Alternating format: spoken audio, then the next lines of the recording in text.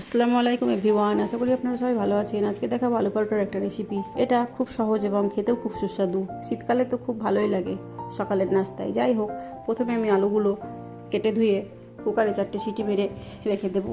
ততক্ষণে আলুটা ঠান্ডা হয়ে যাবে। এদিকে আমি ময়দাটা মেখে রাখবো। ময়দাটা সামান্য একটু তেল দিয়ে ময়াম দিয়ে নিয়ে একটু লবণ ও নর্মাল টেম্পারেচারে পানি দিয়ে ভালো করে মেখে নেব। তারপর বড় সাইজের 2খানা পেঁয়াজ, বেশ কিছু কাঁচা লঙ্কা ও শুকনো লঙ্কা বেরেস্তা করে লবণ দিয়ে আলুটা ভালো করে মেখে নেব।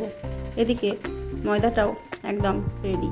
একে একে আমি লেচি কেটে আলুর পুরগুলো ভরে সব পরোটাগুলো বানিয়ে নেব। তারপর একে একে পরোটাগুলো ভেজে নেব তেল বা ঘি দিয়ে। এই পরোটা খেতে খুব ভালো লাগে, এমনিও ভালো লাগে, আবার আচার বা মাংসের সঙ্গেও খেতে পারেন। Thank you. আল্লাহ।